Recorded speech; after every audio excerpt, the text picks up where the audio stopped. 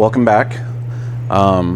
If you watched the previous video, you know I've got the hinges fabbed up and clecoed on anyways for our install here. Now what I need to do is this right wingtip I cut a little too far into the fiberglass, exposing the hinge material, and we don't want that. So what I need to do is build this back up so it comes out a little bit. My plan for that is I'm going to make a backer out of some of this scrap aluminum. Hopefully I will. I might take a couple pieces. I'll cleco that in place to kind of give me a form, and I'm going to lay fiberglass up into it so that it goes up and into the fiberglass here, giving me a fiberglass shelf. And then I am going to, once that cures, take all that out, and I'm going to mix up some resin and some flocks to fill in that gap and make it what I need it to be. And then I'll cut it, trim it, sand it like it never happened. So this is all the work that now has to go into fixing, getting a little overzealous with the cutoff wheel. So that's what we're going to do right now. Hopefully it won't be too bad. I've got some material on order. It'll be here tomorrow to do the supports, the fiberglass supports I talked about for these. So that'll come as well. Once I get this up and it's curing, I'll probably bounce back over to the other wingtip. There's a little bit of trimming that needs to be done on there, but then I'll go ahead and actually start riveting that on and get those hinges permanently installed. So wingtips continued. Stick around. Okay, on to the voiceover part. I'll say right up front, this went a lot better than I thought it would. I decided to use those pieces of sheet aluminum at kind of the last minute when I saw the blue vinyl on there, because I thought that would make a really clean surface that the fiberglass would just peel right back off of. And to my surprise, I was right. So we'll see that here in just a minute. Just getting it drilled into place, giving myself lots of extra room. Obviously I don't need that much fiberglass sticking out to fill the tiny gap that I've got going on there. And I went further than I needed to lengthwise just to make sure I had plenty of room to work with. So just pre-marking how far out that ledge needs to come, and I'm drawing that on the backer plates there. And to my surprise, the blue marker had a kind of a bonus. When I laid the fiberglass up on it later on, it actually transferred to the back of the fiberglass. So when I peeled that off and flipped it over, I had a nice blue line there that gave me a rough trim line to work with.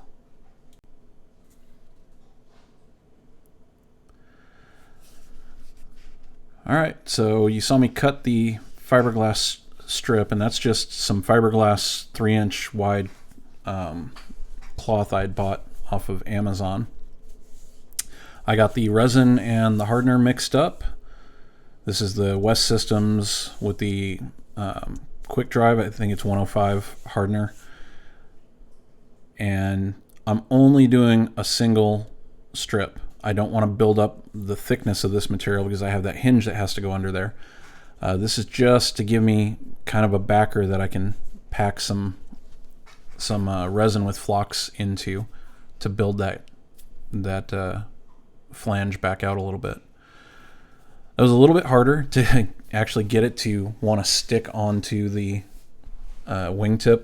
I thought it would stick a little bit better, but I did squeeze most of the resin back out of that thing. I didn't want it completely saturated. I didn't want to add any excess weight due to resin that I didn't really need.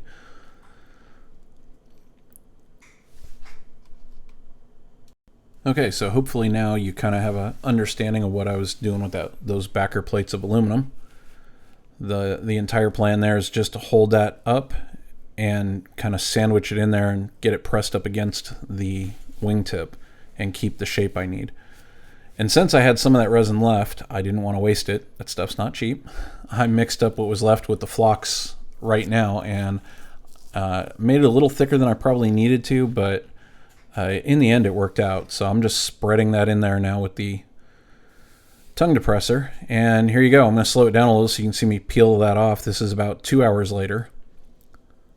Still a little too flexible to sand on right now, but more than enough to peel that off. You can see there it made a really smooth surface on the bottom. I really couldn't be happier with how that turned out. So now I'm going to let it sit for another, I think I let it sit for another hour or two. And then I went back out there and I'm cutting off the excess fiberglass tape, giving a just quick sand to knock down the really, really high spots. And right before I trimmed that off is when I discovered that the blue line had transferred over. So that was nice because it gave me something to kind of work with, which is what you saw me initially kind of trim it to. It's still obviously very thick, but the only way to get this perfectly right now is a lot of back and forth with the wing. And I cut some of it out so you didn't have to see me go back and forth as much as I could have, but oh, there you go. There's that blue line, and now you see me trimming it off. Being very careful with the cutoff disc this time so I don't have to repeat this. So yeah, over to the wing, try and put it in there, and right now it's still thick enough that I can't get the back end to squeeze together nice. So back to the table, more sanding, back to the wing, check it, back to the table, more sanding, rinse, repeat. Not really sure how many times I did this, but I did it enough times until I was happy with the fit. Still going to need some final tweaking, a little tiny bit of filler, which I can do with some micro later on. The hinge pins were a little difficult to get in until I finally got it trimmed and sanded where it needed to be, which makes sense. It was putting pressure on the hinges. I had the same problem on this other wing here in just a little bit, and I had to do some final sanding on it. Okay, so finally got it trimmed to where it fits fairly good. And here's a shot of what that gap looked like before. You can see the sawtooth of the hinge in there. And this is what it looks like now. Still need some micro to fill in all the imperfections, but it is a really nice, tight, crisp line in there. Came out really, really good. Couldn't be happier with that. So the last bits of this now, since this other wingtip didn't need any drastic measures like that, I'm going to go ahead and rivet those hinge halves on to the wing side. I learned pretty quickly here that the fiberglass spacers that I made that went in there kind of shifted a little, so the holes gave me a little bit of trouble in the beginning. Finally, I just gave up and went and grabbed the reamer and just reamed them all out. Worked much better.